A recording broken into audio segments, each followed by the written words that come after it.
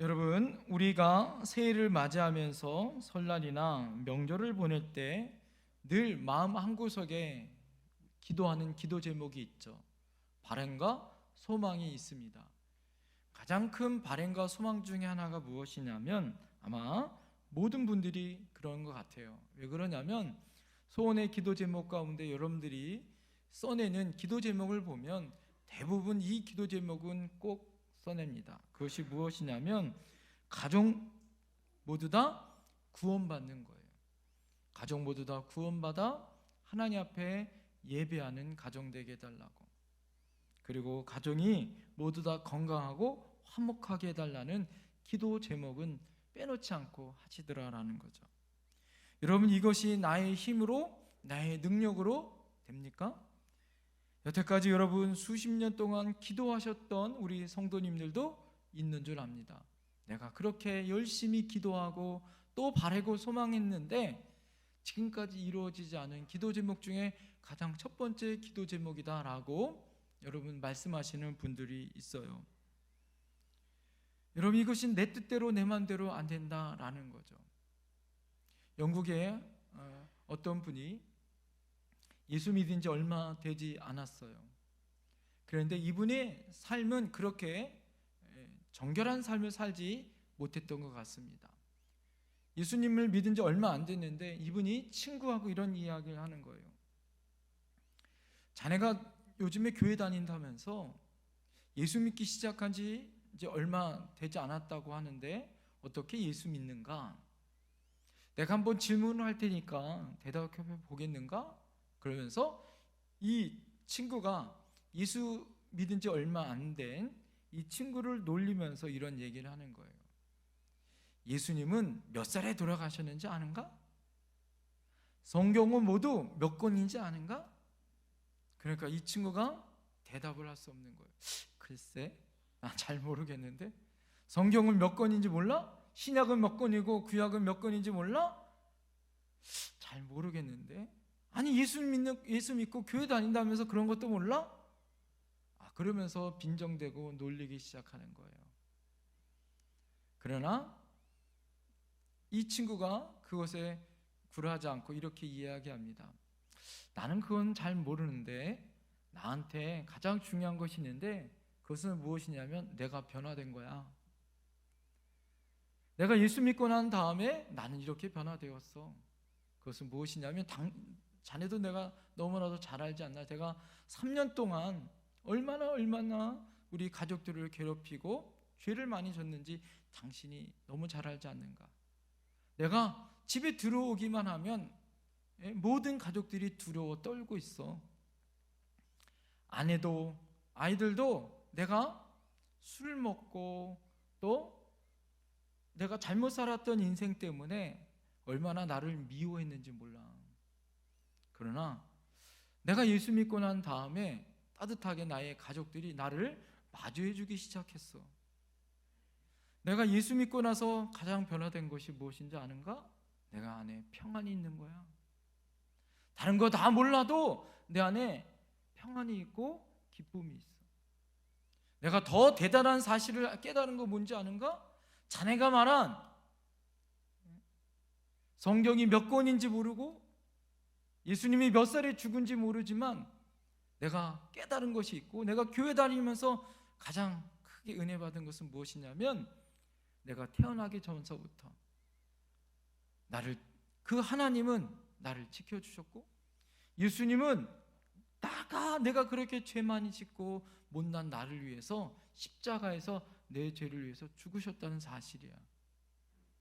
그 사실을 알았던 그 순간 나는 너무 감격했다네. 나는 너무 큰 은혜를 받았어. 왜 그러냐면 하나님이 나를 사랑한다는 그 감동 때문이야. 모든 사람들은 나한테 손가락질했지 않는가? 자네도 나를 못난 사람이라고, 바보 같은 사람이라고, 쓸데없는 사람이라고. 왜 결혼을 해서 사랑하는 아내, 자식은 왜 고생시키냐고 너가 나한테 얘기했잖아. 그런데 주님은 나를 위해서 죽으셨다네. 그리고 내가 그 은혜로 살았다는 그 감격이 나를 오늘 이렇게 새롭게 일으키고 있다네. 그래서 내가 가장 크게 변화된 것은 예수 믿고 난 다음에 내 자신이 변화된 거야. 내 자신이 변화되니까 가족들이 나를 맞이하는 게 틀려지더라고. 그전에는 내가 집에 들어오면 나의 말 한마디, 나의 행동이 두려움의 모습이었지만 이제는 사랑하는 나의 가족들이 나를 사랑으로 맞이해주고 기쁨으로 맞이해주고 주일날이면 함께 예배하고 감사와 영광을 돌리는 가정으로 바뀌었다네. 이것이 내가 믿는 예수님이라네. 그러자 이 친구가 할 말을 잃어버렸어요. 여러분, 예수 믿는 것이 무엇일까요? 얼마나 많이 알고 있느냐? 그것이 문제일까요? 얼마나 오래 예수 믿느냐? 그것이 문제일까요? 내가 무슨 직분을 갖느냐? 그것이 여러분 정말 중요한 것일까요?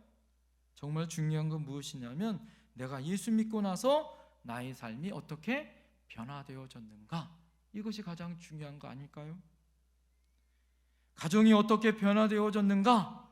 그것을 당당히 말할 수 있는 사람이라면 그 사람은 예수님을 제대로 믿고 있는 사람 아닐까요? 많은 사람이 행복을 찾습니다. 그러나 그 행복을 찾기 위해서 사람들이 어떻게 해요? 많은 사람들이 가정 바깥으로, 집 바깥으로 헤매고 돌아다니잖아요. 가정 주부들은 가정을 떠나고 남편들도 아이들도 가정을 떠나기 시작합니다. 그러나 여러분, 돌아오는 것은 무엇인가요? 허무와 파괴된 우리의 인생과 가정 아닐까요? 그러므로 여러분, 불행한 사람들은 참된 행복과 기쁨을 가정 안에서가 아니라 가정 밖에서 찾는 사람이다라고 말한다라는 거예요. 여러분, 성경에 많은 가정들이 소개되어집니다. 그 많은 가정들 중에 가장 모범이고 가장 은혜스러운 가정이 어떤 말씀일까라고 여러분, 제가 이 가정을 향하여, 우리가 설 명절을 향하여 가장 바라고 소망하는, 아니 우리 평생에 가장 바라고 소망하는 여러분 그 가정의 모델을 한번 찾아봤어요. 그래서 오늘부터, 오늘 오전 예배, 오후 예배, 다음 주일 예배까지 성령 충만한 가정, 이 대표 선수, 가정의 롤 모델 이 고넬로 가정을 여러분들에게 말씀을 드리면서 은혜를 나누려고 합니다. 여러분, 고넬로 가정을 통해서 기독교가 유대로 넘어가는 엄청난 세계적 종교의 은혜가 어디서부터 비롯됐냐면 바로 이 고넬로 가정이라는 이 성령의 역사하심을 통하여 나타납니다. 시대를 바꾸는 축복의 통로가 된 가정을 하나님께서 고넬로 가정으로 쓰임받게 하셨습니다. 여러분, 이 하나님이 기뻐하시는 가정은 어떻게 이루어질 수 있었을까?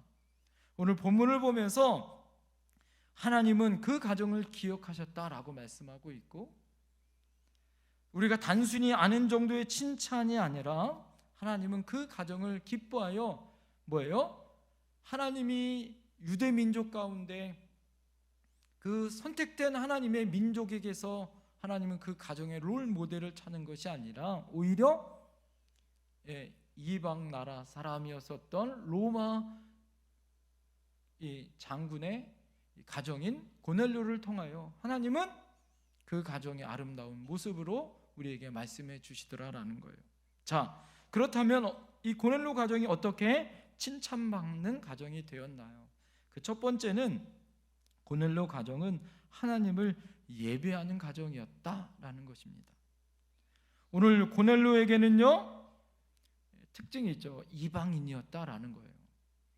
그는 기독교 가정에서 자란 사람이 아니었다라는 거예요. 그것은 다시 말해서 그는 태어나서부터 기독교인이 아니었다, 모태신앙이 아니었다라는 것이죠. 고넬료 가정은 신앙적인 유산이나 신앙의 계승을 하는 가정이 아니었죠. 오히려 로마 황제를 숭배하고 태양신을 숭배하는 그 당시에 로마의 우리가 알고 있는 제우스 신을 섬기는 그런 이방 신을 섬기는 가정에서 태어난 사람이었다라는 거예요. 고넬료는요, 오늘 보니까 이달리아 사람 로마 군인이었죠. 직업은 당시에 로마가 이스라엘을 지배하고 있을 때였기 때문에 로마는 사마리아 지역인 이 가이사야 지역에 주둔하였습니다. 그리고 로마의 총독이 이 관저가 가이사라에 관저가 있었고, 그것을 호위하고 또 이스라엘을 그때 당시 유대 지역을 다스리고 있었고 통치하고 있었던 이 총독과 함께 로마의 군대인 병사들이 그곳에서 주둔하고 있었습니다. 로마의 군대의 편제는 100명씩 또 1000명씩, 그래서 백부장, 천부장을 이렇게 두어서 지휘관을 두었어요. 당시에 100명의 지휘관이었었던 장군의 역할을 했었던 사람이 바로 이 고넬료라는 사람입니다. 그러니까 여러분, 고넬료라는 사람은 이 가이사라 지역인 이 총독, 로마의 총독 지근거리에 있었던 사람이었기 때문에 어떤 사람이었나요? 그는 이달리아의 군대, 그러니까 정통 로마의 군대에 아주 명망 있고 좋은, 그리고 그는 훌륭한 그런 인품과 총독과 지근거리에서 그를 섬길 수 있는 그런 군대 장군이었다라는 거예요. 그것을 봐서는 엄청난 지휘관이었음을 우리가 알 수 있겠죠. 자, 그런데 그가 식민지였었던 유대 지역에 와서 그가 제우스를 믿고 그가 이 로마의 황제를 섬겨야 함에도 불구하고 그는 유대에 파견하여 하나님을 섬기는 사람으로 변화되었다라는 거예요. 부모로부터 받은 신앙의 유산을 물려받지 않았던 고넬료가 어떻게 기독교 가정을 이룰 수 있었을까요?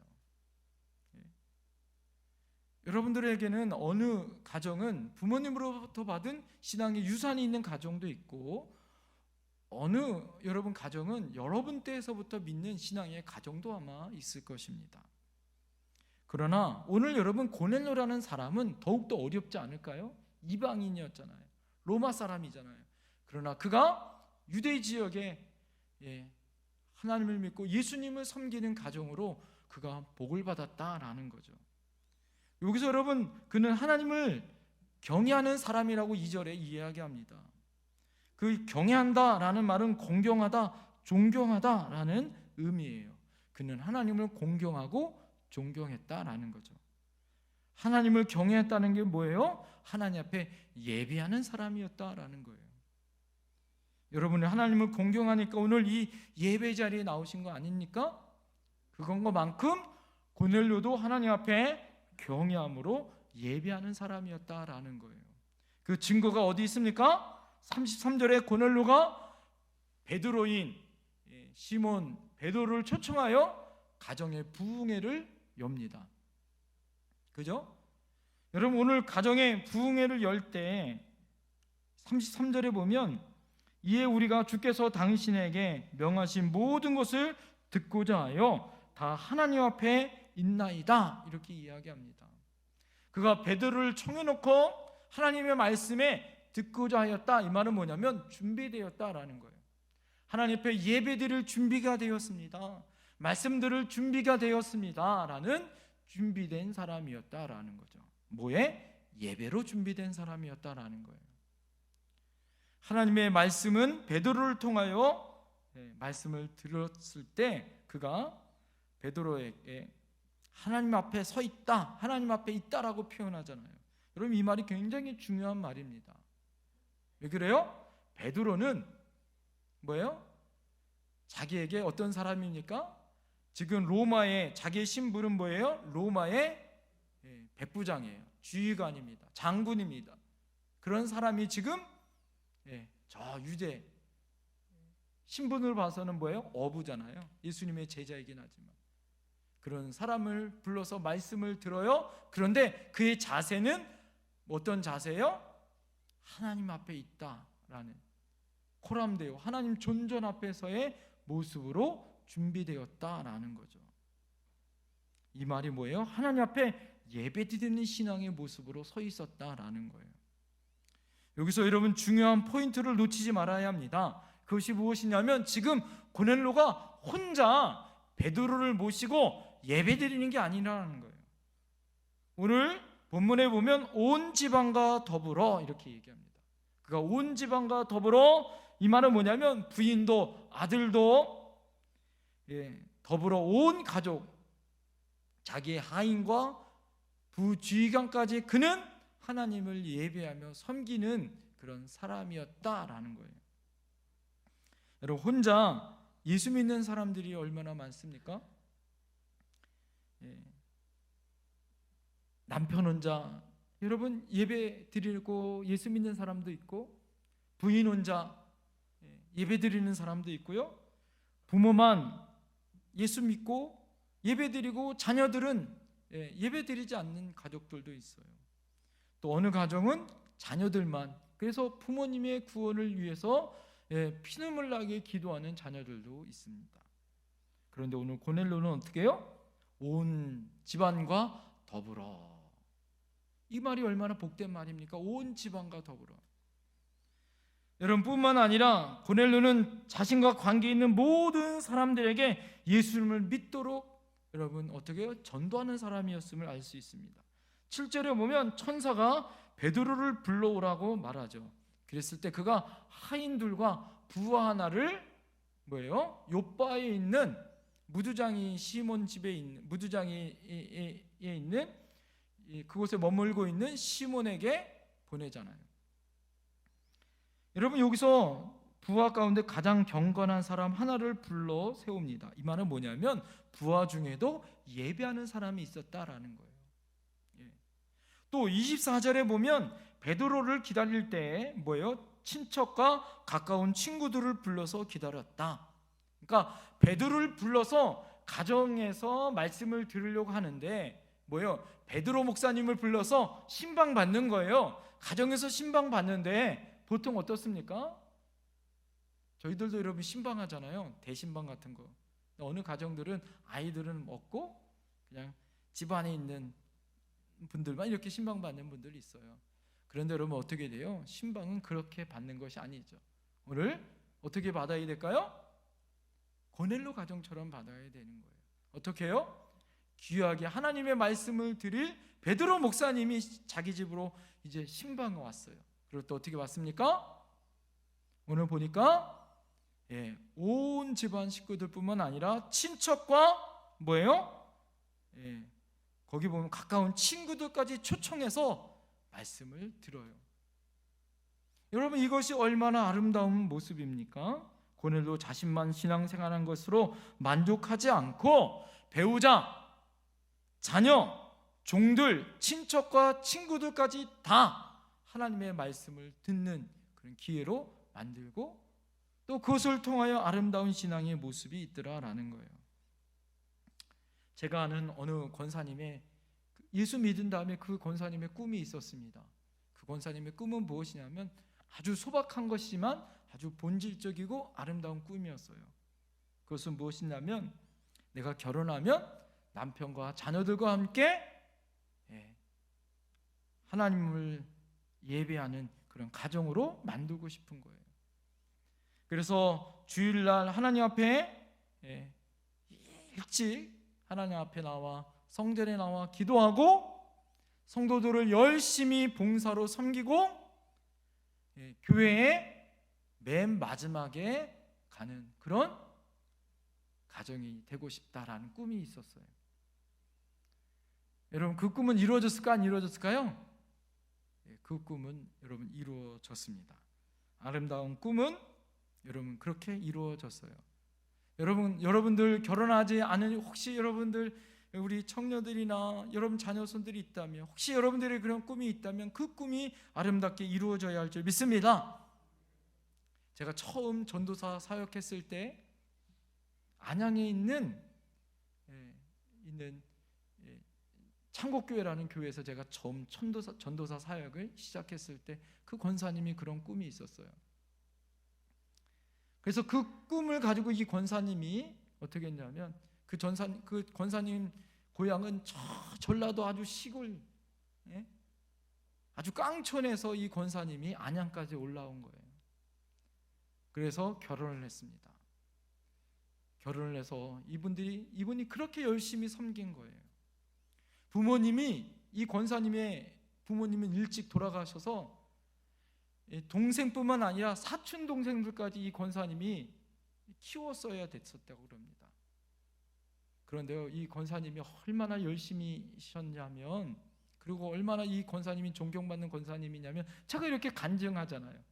그 권사님 지금도, 이 권사님이 지금도 열심히 헌신하시고 수고하시는 권사님이신데, 이 권사님은 초등학교 겨우 졸업하는 그런 학력을 갖고 있었어요. 그러나 이 권사님이 그런 꿈과 비전을 가지고 기도하였더니 하나님의 은혜 가운데 결혼했어요. 그리고 그 꿈을 이루어서 남편이 장로님이 되셨어요. 장로님이 되실 뿐만 아니라 여동생을 이 권사님이 결혼을 시키고 공부도 시키고 결혼도 시켰어요. 근데 이 여동생 남편이요, 아주 똑똑한 분을 만났습니다. 삼성에 다니시는 분을 만났어요. 삼성에서 이분이 너무 똑똑해서 나중에 삼성의 중역에 있는 지위까지 올라가십니다. 그리고 이분도 장로님이 되셨어요. 같은 교회 장로님으로 그 교회를 같이 다니면서 섬기시다가 또 장로님이 되셨어요. 그래서 같은 아파트, 제가 있을 때 그 집사님은 2층에 사셨고, 그 여동생 집사님은 2층에 사셔서 교육자들을 늘 잘 섬겨주셨어요. 그래서 제가 인천이 집이었기 때문에 안양에서 금요일날 가면 주일까지 그 집에서 2박 3일 동안 먹고 지낼 수 있게 섬겨주셨어요. 그리고 4층에 그 권사님이 사셨어요. 나중에는 같은 평수, 같은 안양의 좋은 아파트로 같이 이사 가시더라고요. 그런데요, 더 놀라운 사실은 이 권사님이 자기 동생뿐만 아니라 사촌 동생들까지 안양으로, 전라도에 사는 저 깡촌에 사는 사촌 동생들까지 상경시켜 가지고 공부를 시킵니다. 그래서 같은 교회에 다니게 하는 거예요. 그리고 믿음 생활을 옆에서 도와줘요. 기도를 하는 거, 섬기는 거, 기도하는 거를 가르쳐 줍니다. 그 중에요, 제가 참 감동적인 것은, 제가 있을 때 교회가 건축해서 한창 건축이 이제 끝나고 열심히 이렇게 믿음 생활하려고 했던 그때예요.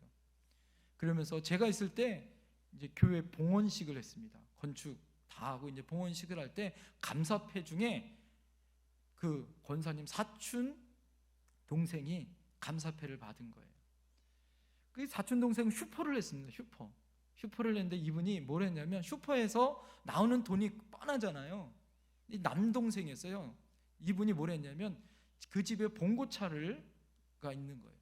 이분이 새벽 예배를 마치고 나서 뭘 하냐면 동네를 돌아다닙니다. 이게 굉장히 오래된 얘기인데, 그 전에는 휴지 줍는 분, 이게 뭐죠? 종이, 폐, 이렇게 그런 그 고물 이런 주는 분이 많이 없었을 때예요. 그분은 봉고차로 새벽 예배 끝나고 안양 시내 돌아다니면서 종이 줍고 폐 고물을 주워 가지고 팔아서 건축원금을 댄 거예요. 이분이 2천만 원을 작정해서 2천만 원을 매일 새벽 예배 끝나고 매일 고물 줍고 그것을 팔아가지고 2천만 원으로 나중에 그것을 하나님께 드린. 그래서 성도들에게 귀감이 돼서 봉헌식을 할 때 그 사촌 동생인 그 집사님에게 감사패를 줬어요. 이 권사님 때문에 그 모든 가족들은 다 구원받았고, 사촌 동생들은 너무 귀하게 아름다운 믿음 생활을 합니다. 제가 왜 이런 말씀을 드릴까요?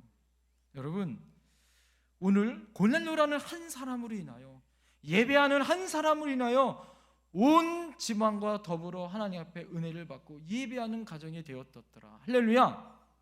이것이 고넬료의 가정이나 제가 말씀드린 이 한 권사님의 간증이 되지 않기를 소망합니다. 우리 모두 다 이런 간증의 주인공이 될 줄 믿습니다. 누가복음 17장에 보면 롯의 가정이 나와요.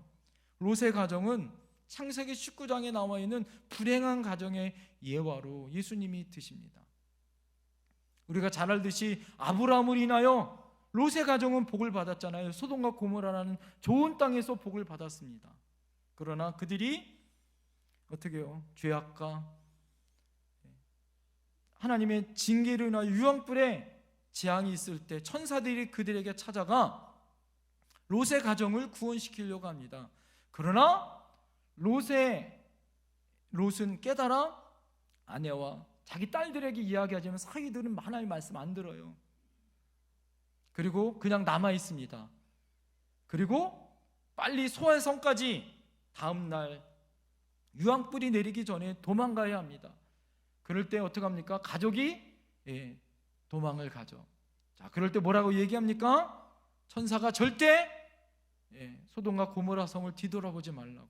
자, 그럴 때 롯의 처가 어떻게 합니까? 뒤를 돌아봄으로 소금기둥이 되어집니다. 사랑하는 성도님들, 오늘 우리에게 선택을 해야 될 것이 있겠죠. 마지막 때에 우리가 무엇을 선택해야 될까요?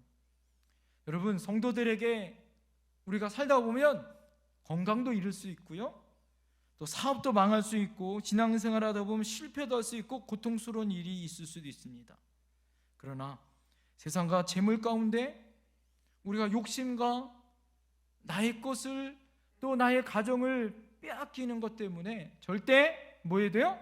생명 되신 주님을 예배하는 일, 하나님께 영광을 돌리는 그 사명을, 하나님을 경외하는 가정으로 살아야 하는 그 사명을 절대 빼앗기지 말아야 된다라는 거죠. 사단은요, 어떻게 해요? 계속 우리를 방해합니다. 넘어뜨리려고 해요. 바쁘다, 돈 벌라, 더 좋은 곳으로. 여러분, 그러나 여러분 안에 하나님 앞에 우리 안에 꿈을 꿔야 하지 않을까요?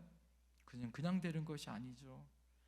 내가 먼저 열심히 그 사명을 감당해야 되는 겁니다.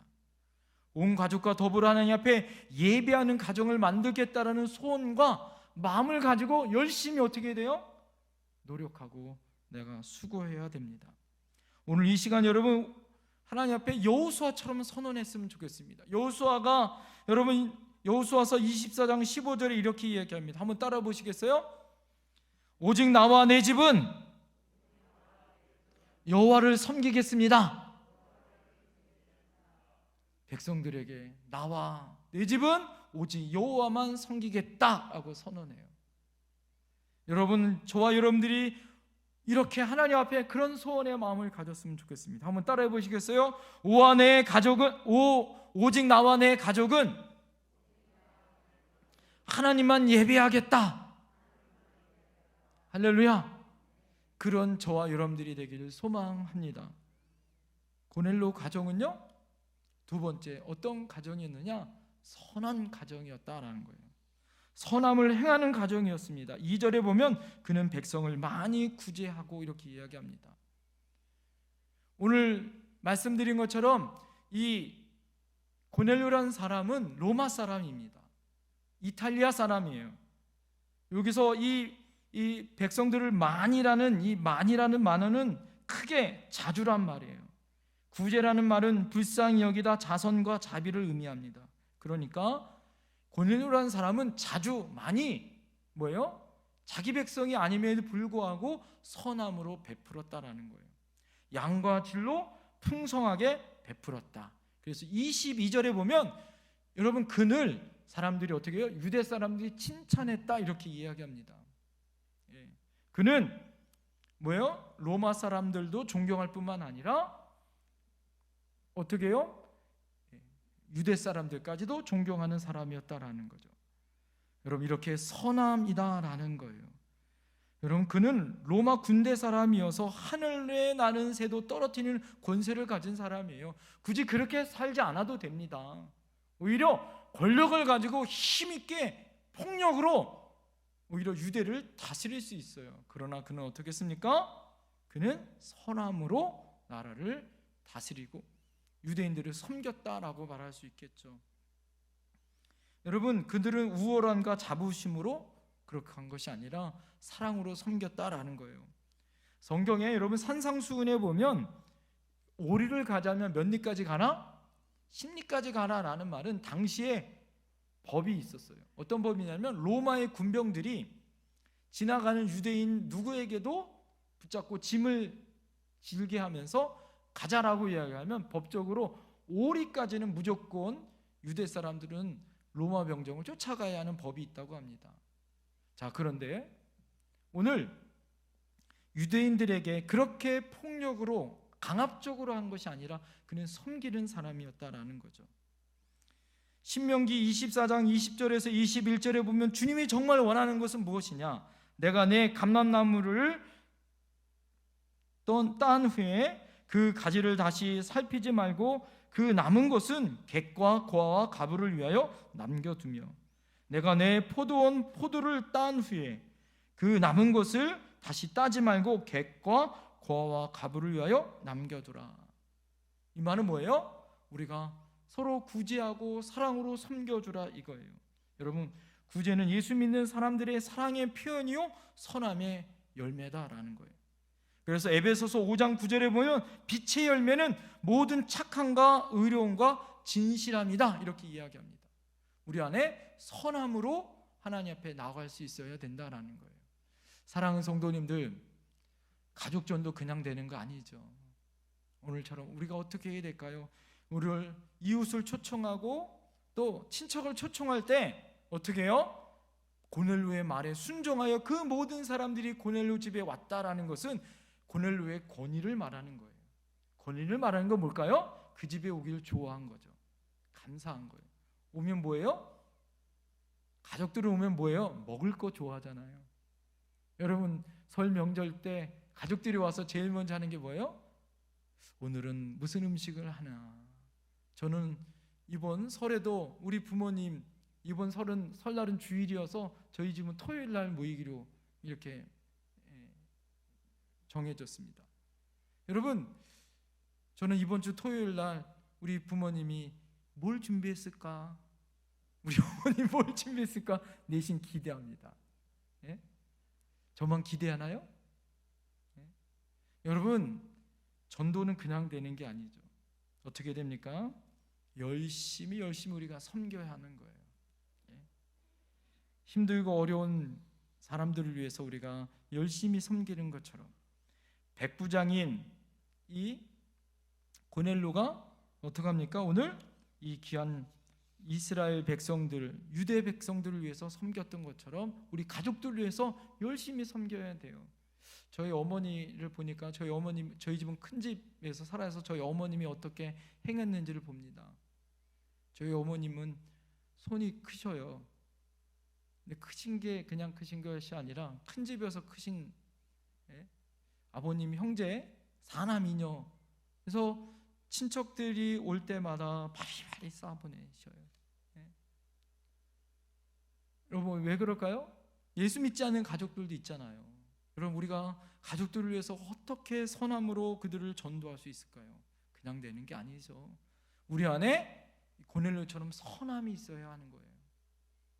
가족들 중에는요, 꼭 사고 치는 가족들이 있어요.